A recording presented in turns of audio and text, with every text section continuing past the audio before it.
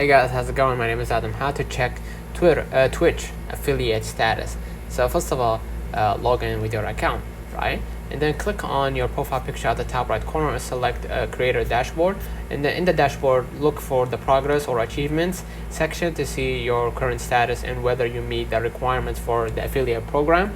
Alternatively, click on the Twitch affiliate option under the Earn tab in the dashboard to view details about your affiliate status and requirements. This is a quick way to confirm your Twitch affiliate status. So let me know in the comments of this video. Hope you don't forget to like and subscribe, and thank you for watching.